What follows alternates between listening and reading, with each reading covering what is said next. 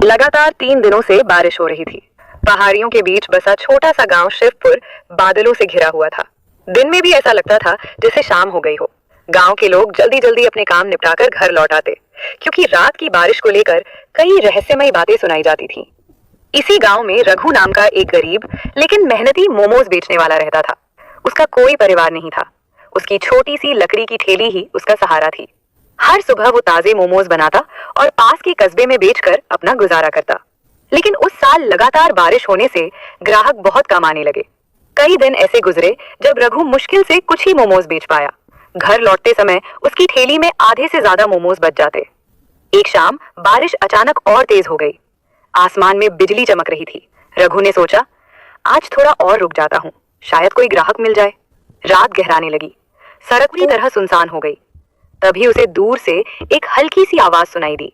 मोमोज है क्या? रघु ने चारों ओर देखा, लेकिन वहां कोई दिखाई नहीं दिया। उसने सोचा शायद हवा की आवाज होगी।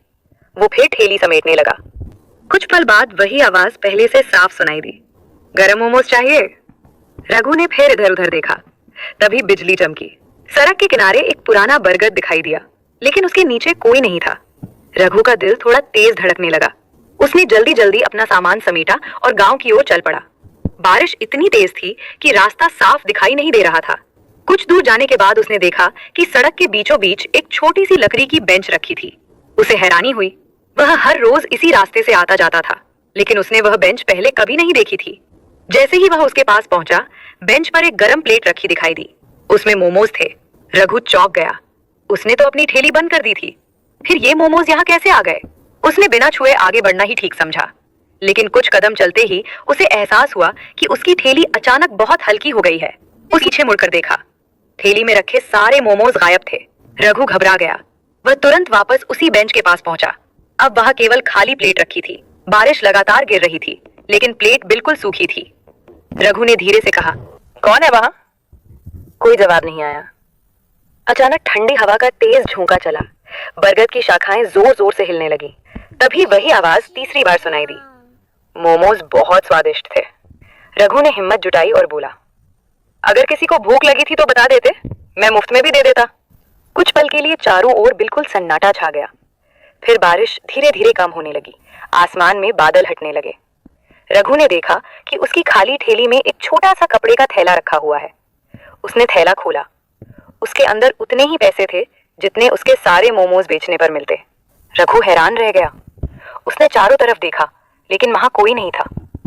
अगले दिन उसने वही पैसे मंदिर में चढ़ा दिए और फिर हमेशा की तरह अपना काम करने लगा। कुछ दिनों बाद फिर तेज बारिश हुई।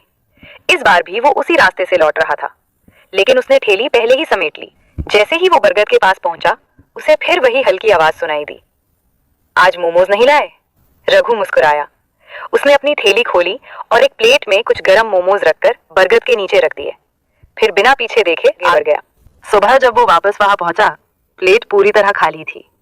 उसके पास फिर एक छोटा सा थैला रखा था, जिसमें इस बार पहले से ज्यादा पैसे थे। ये सिलसिला कई महीनों तक चलता रहा। रघु कभी किसी से इस बारे में कुछ नहीं कहता था।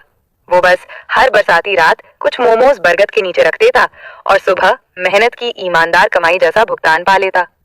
धीरे धीरे उसकी किस्मत बदलने लगी। उसकी छोटी सी ठेली एक बड़ी दुकान में बदल गई। दूर दूर से लोग उसके मोमोज खाने आने लगे। लेकिन चाहे वो कितना भी सफल हो गया, उसने कभी उस बरगद का सम्मान करना नहीं छोड़ा। हर बरसात की पहली रात वो चुपचाप कुछ गरम मोमोज वहां रखाता।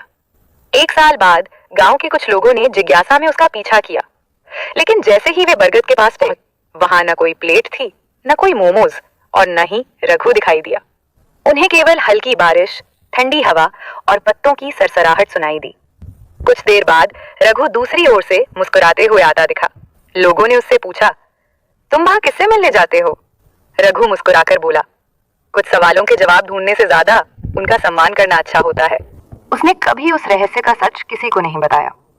आज भी शिवपुर गांव में जब पहली तेज बरसात होती है, लोग कहते हैं कि पुराने बरगद के पास कभी कभी गरम मोमोज की खुशबू हवा में तैरती है। लेकिन वहां कौन आता है, कौन खाता है और कौन मेहनत की सही कीमत छोड़ जाता है, ये रहस्य आज भी केवल रघु और उस बरसाती रात के बीच छिपा हुआ है।